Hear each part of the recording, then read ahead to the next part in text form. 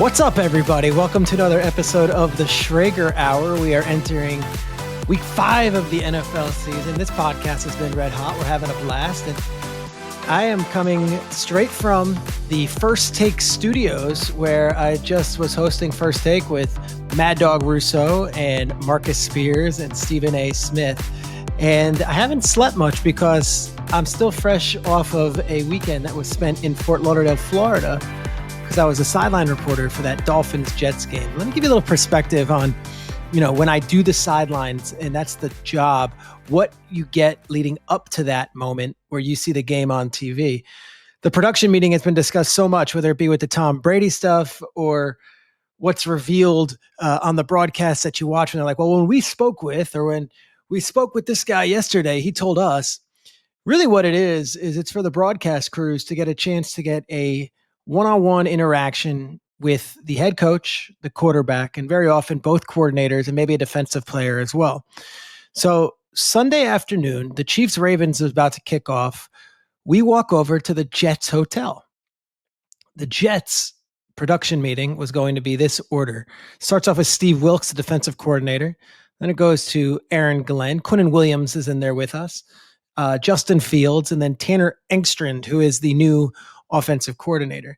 Now, we had met with the Dolphins the day beforehand, and the feeling was, all right, everyone on the outside, the world is collapsing for the Dolphins, but they seem to still be together, and they still seem to think that they win this one. They could stack that with last week's, second half against the Bills where they hung in there, and suddenly you're 1-3, got Carolina coming up. You could be 2-3.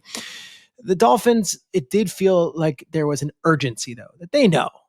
They hear everything on the outside, and Mike McDaniel said, you can't ride the roller coaster. You got to stay focused. And his whole thing was like, if it takes a lot of restraint when things are good to not relish in it. And things have been really good at times for Mike McDaniel in Miami. He goes, that same restraint you have to do when things are bad.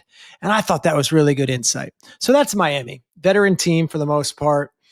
0-3 at home after a 10-day break, taking on an 0-3 Jets team. Like, they got the feeling, we know we have to win this game. We'll take care of business. Jets were coming off of a weird game against the Buccaneers, and the Jets are coming off a 0-3 start too. And I'm thinking, all right, I don't, guys, Aaron Glenn was amazing. Aaron Glenn was amazing in this production meeting. He talked about how personal this job is for him. How he was there on the team, in 98, where they're up 10-0 against the Denver Broncos in the AFC Championship game. And he's having visions of playing Atlanta in the Super Bowl and then winning a Super Bowl and hoisting a Lombardi trophy with Bill Parcells. He's like, it's personal. I feel like I owe it to the Jets fans to get them that opportunity again. And I'm like, we're all in. And then to a man, Fields was awesome. The offensive coordinator was awesome. Quinnen Williams was awesome. I walked out of that meeting with the New York Jets, and I'm thinking to myself, all right, the Dolphins might have the better team on paper, but you want to talk about vibes? Like, Aaron Glenn has these guys dialed in. And here's the danger of taking too much stock in a production meeting. They come out, they do exactly like they told us they were going to do. They run the ball right down the Dolphins' throats. They're going. Then in an instant, Braylon Hall takes a handoff. It gets poked out, peanut punched out at the 1-yard line. Dolphins recover. Dolphins go on a drive. They go up 10-0.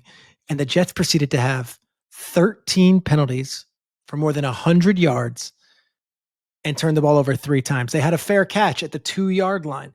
Now, granted, there were some questionable calls in this game, but I came away from that whole experience thinking, all right, this Aaron Glenn is as authentic as it comes. He is preaching all the right principles. And he knows that this team is young and they're headed in the right direction at some point. But it has to be so frustrating to speak that speak, talk that talk, walk that walk. Really, it's authentic. And then to go out there and perform that way, the way they did. Jets had every opportunity to win that game. When Tyreek Hill goes down, what happens? They should be able to pounce on that. No, the Dolphins score on that possession. The penalties were horrendous. The head scratching special teams, awful. I will say this though. I do believe the Jets are in good hands. And for all of the, media explosion the next day about how the Jets are so awful and, same old Jets and all these things, I don't know what people were expecting from the Jets this year. It wasn't going to happen overnight. And if you go back to Detroit, where both Aaron Glenn and Tanner Engstrand come from, if you go back to Detroit, they were awful that first Dan Campbell year. They start the next season terrible again. And the owner, Mrs. Ford, comes to a podium and says, I give full support to my coach, to my quarterback, to my general manager. They're not going anywhere. The Lions string off a bunch of victories. They knocked the Packers out of the playoffs with that Week 18 game. That was a Sunday night. And then last year and the year before that, they go on this incredible tear of being one of the best teams in the NFC. The Jets model themselves after the Lions. So if you're a Jets fan, waking up this week, looking at the schedule, saying, oh gosh, we got Dallas. We're going to get embarrassed again. Then we got to go to London. We're going to get embarrassed again. Are we going to get a win? You might not. You might not see a win until November. You might not see a win until December. I don't know. This could be a 2-win, 3-win, 4-win team this year. I will say this. Don't overreact too soon. They are not a Super Bowl team going into this season. They're laying the groundwork down, and I do believe Aaron Glenn is the right guy. Got to interview Tua twice on the field, once pregame and then after the win. I got to speak with Mike McDaniel coming out of the half. Kind of love what they did on offense. McDaniel doing a little behind the back pass with Tua to Malik Washington for an 8-yard gain. That was pretty cool. And then they went for it on that fourth down and they got Darren Waller going. Dolphins, very interesting team. Everyone's writing them off. They started off 0-3. They lose their best player. That was a veteran squad that seemed like they weren't coming undone by any of it. So I'd keep an eye on them. That was that game. Now, as we're doing the production meeting with Aaron Glenn and the Jets, there's also a Jaguars 49ers game going on. 49ers play the Jags and the Jags win. And there's a big brouhaha after the game. If you haven't seen it, look it up. Liam Coen, the head coach of the Jacksonville Jaguars, comes running up on Robert Saleh after the game and says, keep my blanking name out of your mouth. Robert Saleh responds, expletives of his own. They had to be separated. They go their separate ways. And everyone's reaction was, Liam overreacted. What a baby. Can't believe it. Let's give some context on this thing. So last Thursday at the press conference for the 49ers, I'm going to bring it up right here because my wonderful producer, Mark Rillo, did send it over to us. At the press conference last Thursday, Robert Saleh said the following when discussing what Liam Coen's offensive group is doing. Quote, Liam and his staff, a couple guys coming from Minnesota, they've got legally, says legally, a really advanced signal stealing type system where they always find a way to put themselves in an advantageous situation. There's challenges. They're going to catch us in some situations where they have the advantage, and we've just got to play good, sound, fundamental football and do our best to out-execute them. You say, wait, what was that? Okay, the key word is he did say legally, so he said something. But a really advanced signal stealing type system. Okay, you tell me you're signal stealing. That sounds like you're breaking the rules. I don't know what the legally part is. Now, what not a lot of people saw was the very next day, they asked Kyle Shanahan about those comments. And this did not make the national news. This might be the first time anyone's actually ever heard this. They asked Kyle Shanahan this, and this is from Friday's presser. Reporter asks, defensive coordinator Robert Saleh created a little buzz yesterday by talking about Jacksonville's ability to diagnose tendencies. How commonplace is that every week in the NFL? Reciprocal, I'm guessing, but can you just describe how much coaches do it and what you're aware of? Kyle Shanahan. Yeah, I think it's very common. I think he was trying to give them a compliment. I think when the word sign stealing is used in a long compliment, that can sometimes go the wrong way. But I think it was just, they're good at what they do. Everyone tries to do that to a degree, so they're good at it. I think it's more just letting them know that we know they do that. Next question. Well, how good are you at that? This is what a reporter asked to Kyle Shanahan. Shanahan lets out a big old smile. We don't need to do that. We truly believe in being fair in every aspect. End quote. That didn't make all the shows the next day. That didn't make all the articles the next day. That made its way to Jacksonville as well. So here's the Liam Coen stance on it. If you were to make the argument for Liam. Yes, you said legally. And yes, you guys laughed it off. And yes, you were being complimentary in a way. You also said signal stealing. Liam's a coach. His dad's a coach. Signal stealing is a question of their morals, their ethics, and what they do. Furthermore, Liam Coen's the coach of a young team that's often considered the laughingstock of the NFL. They are often treated like the 32nd franchise, being the smallest market in the league with Jacksonville. I don't know, maybe Green Bay is, but they're a small market team. And they are a young team filled with young players who have often been dismissed, disregarded, and treated like the 32nd team. Here they are. They beat the Niners. I don't know if I have such a problem with Liam showing his team we don't take shit from anyone. Robert Saleh is a brick blank house. You know what I mean? Robert Saleh is as ripped as it gets. So Liam, feeling himself, knowing that this will ultimately blow over at some point, but also knowing that his young team is watching him, he beats Saleh, and then he wants to say something afterwards. Now, do I think cooler heads have prevailed? I know San Francisco's fine with it going away. I haven't heard from the Jacksonville side. I also haven't heard from the Jacksonville side at all. But I don't mind a little WWE here if that's what it was. If Liam was personally insulted, okay, I get it. This is your livelihood, and someone's saying you're a cheater. I'll give him that if that's the case. But if you also want to say that he was maybe leaning into this a little bit and playing into the fact that, hey, I'm going to mix things up and show my guys, I am okay with that too.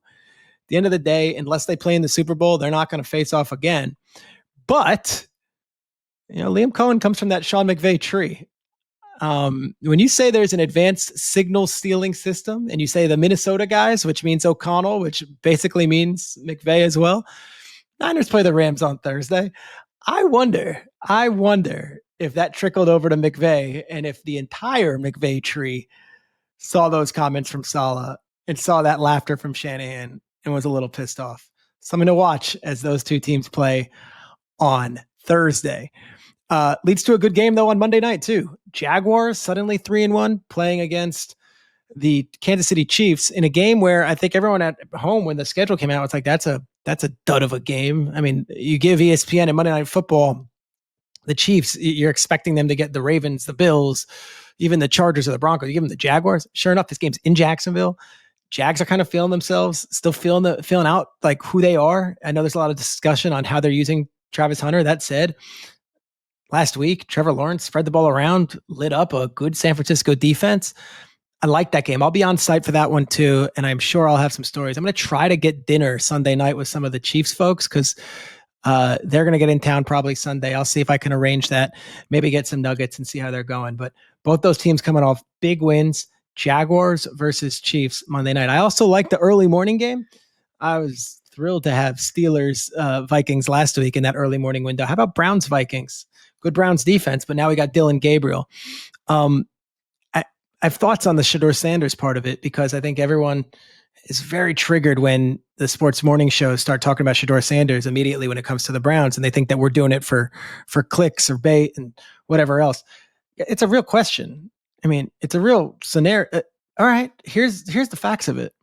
Shedeur Sanders, one of the most highly decorated players, went to the 5th round. The Browns drafted him. They drafted another quarterback before him. This quarterback's going to get the opportunity, but Flacco's the number 2 this week, so you're probably not going to see Shedeur. But at some point, if the door starts revolving, we are going to see Shedeur. And why does that even matter?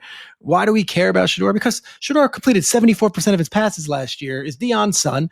And oh yeah, by the way, showed a little something in a Friday night game against Carolina in the preseason that I kind of want to see more.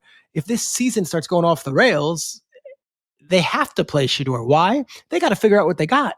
Remember, they traded the 2nd overall pick for the 5th overall pick. And in exchange, they drafted Mason Graham, but they also got the Jaguars' 1st round pick. So say the Jags finished the season 10-7, 9-8, whatever. They would have their own 1st round pick and the Jaguars' 1st round pick. You could package 2 1st round picks to go anywhere in the draft, really, if you need a quarterback. It's something to consider. Every single week that goes by that we don't see Shedeur Sanders on the field is another week where he doesn't get an opportunity to show them that, hey, I can be the starting quarterback. I don't think that's clickbait. I don't think that's low-hanging fruit. I think it's a fair topic to say, when are we going to see Shedeur? Our sports media winner of the week is Troy Aikman. Gosh, do I appreciate Aikman's brutal honesty and his authenticity and how, I don't know, raw he is sometimes. Terrible game. Bengals Broncos. There's a blindside block called, and they go to the rules expert in the booth, Russell Yerk, who does a fine job. And Russell says exactly what he should. It's a good call. It was a blindside block.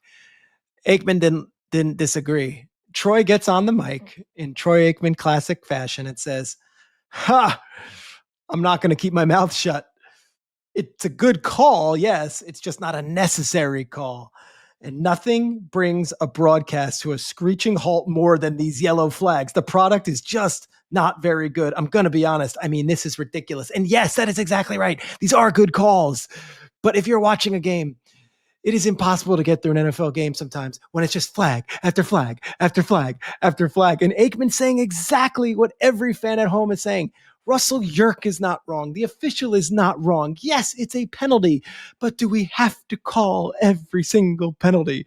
Some of these penalties that are away from the ball, do you have to throw a flag on every single play? Aikman's the number one guy at ESPN as far as broadcasting games. And when he says that, gosh, everyone at home knows we're in good hands. Troy Aikman. I love the bravado. I love the candor. And truthfully, I love being the voice of the fan, not just the voice of the ex-player or the voice of the employee who's calling these games. Aikman, our sports media winner of week 4. As for the player of the week, my NFL player of the week is Darren Waller. Darren Waller had not played in an NFL game since January of 2024.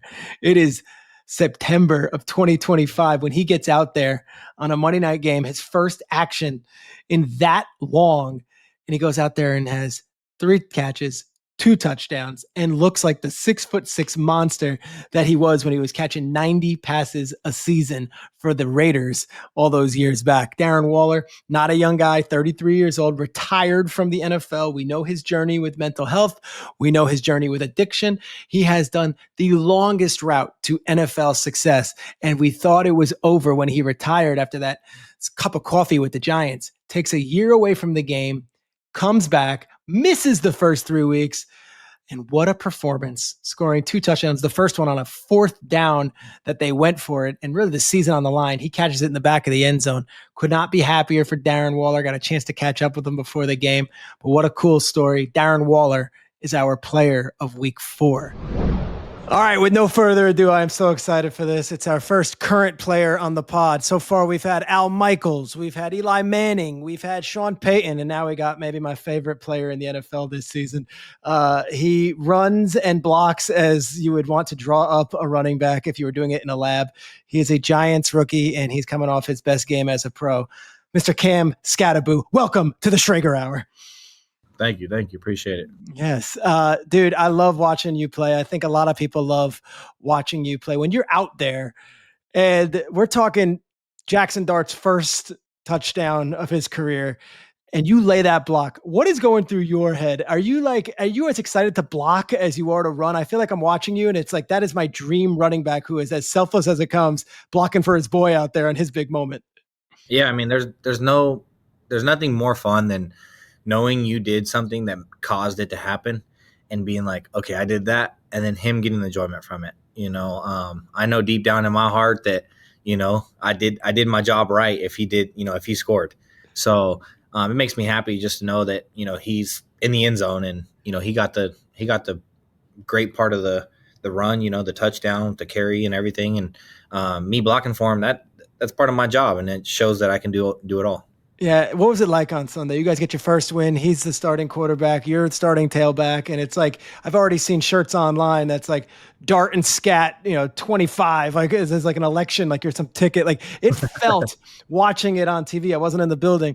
Watching on TV, it felt like that place was electric for the first time in years. What was it like there on the field? Yeah, it was awesome.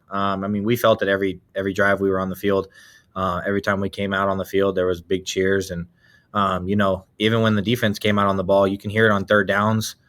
People were excited to be there. People were happy that we were winning the game. And, that's me and Jackson have been talking about this since we got drafted here.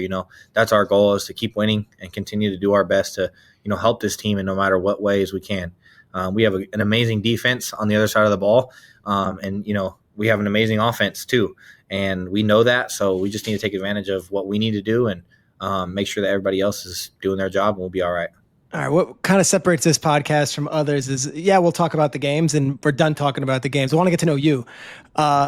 Come from the outskirts of Sacramento. Is that where you're from? Tell us about your childhood, where you're from. And I know your father worked in like pest control. Your mother worked this is not your kid who was born with a silver spoon story. This is someone who's actually overcome a ton. Can you tell us really where you came from, your roots, and what you represent when you're in the NFL?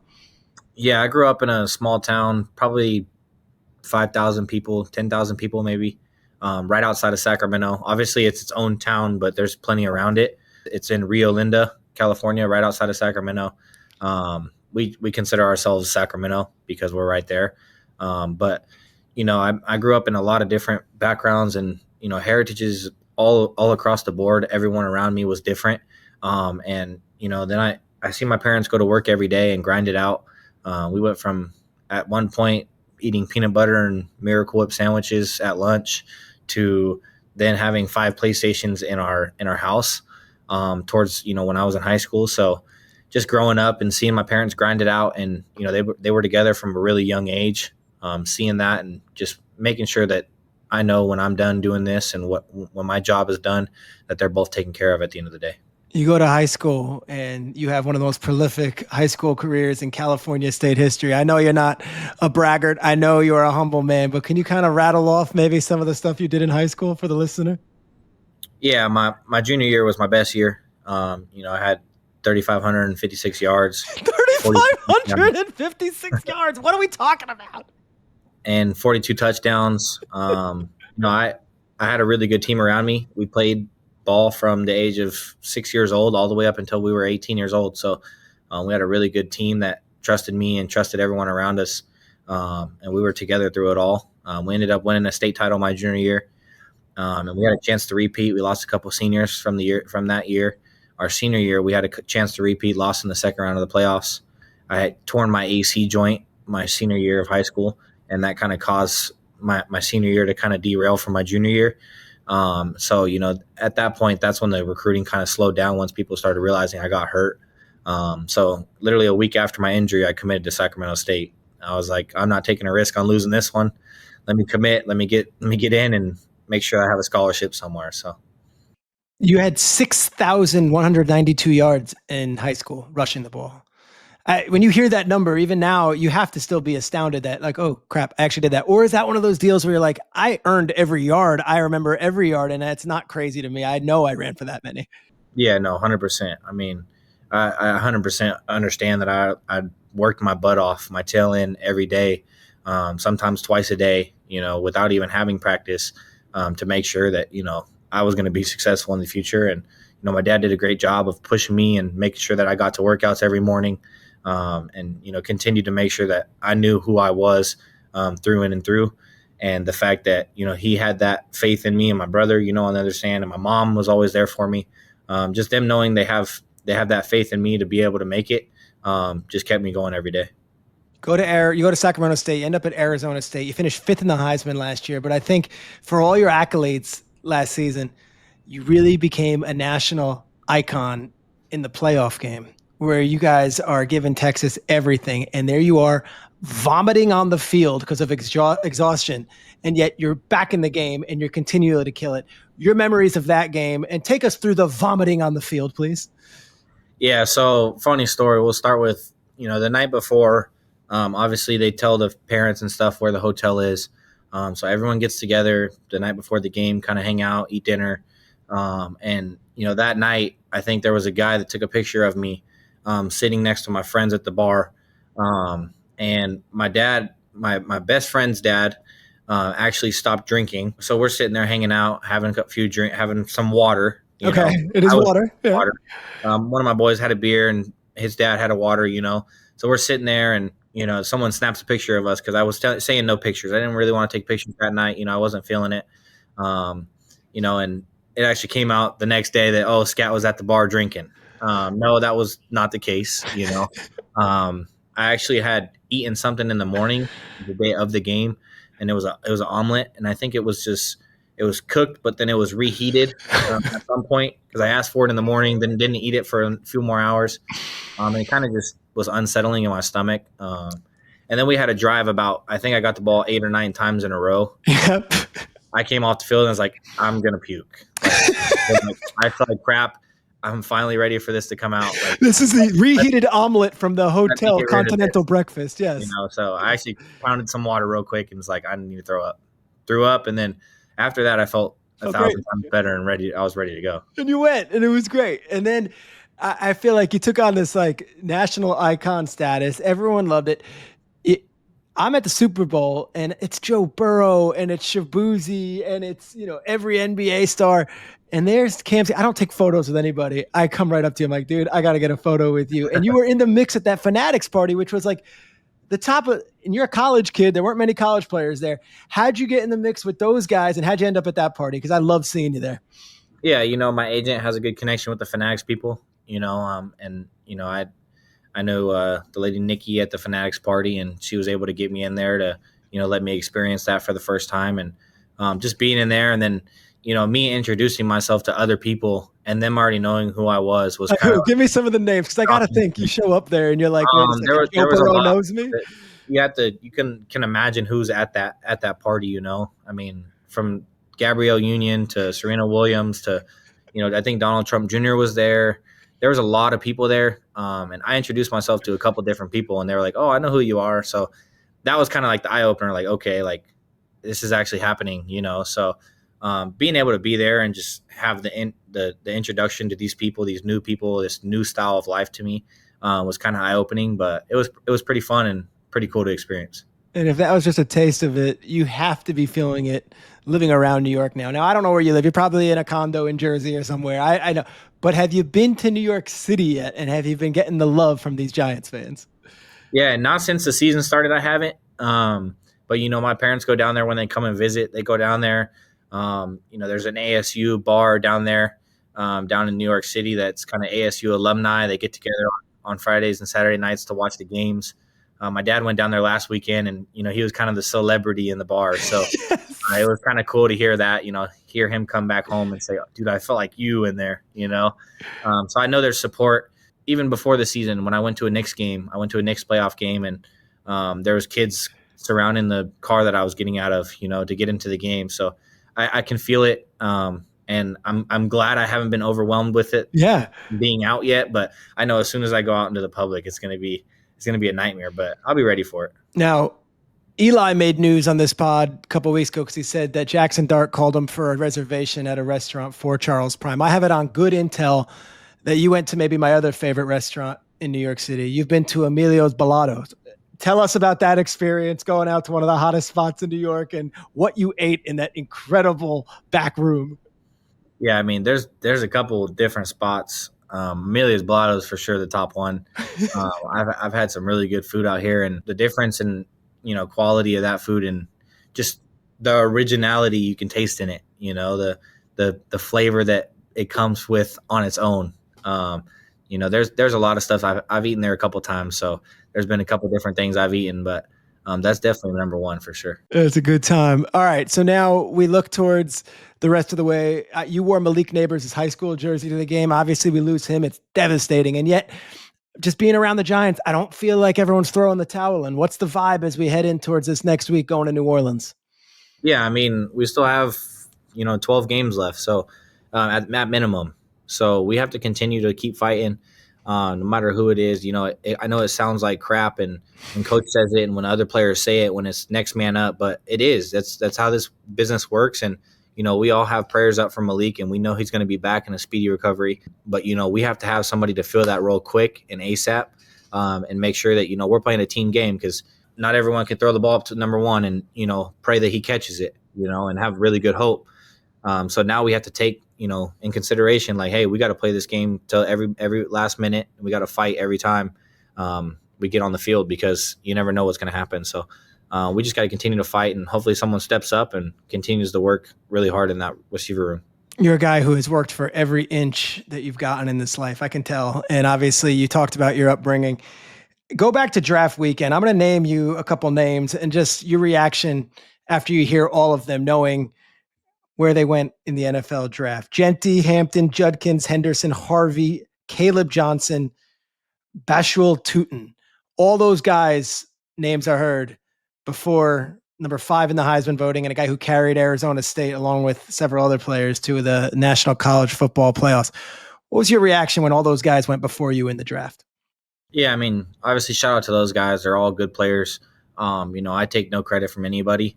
But I continue to be the best in the league. I'm going to continue to do my best to be the best. Whether you were drafted this year, if you were drafted 8 years ago, my goal is to be the best now. Obviously, there's competition in the rookie class. Who's the better rookie that got drafted? Why was Skat drafted in the 4th round, not the 2nd round?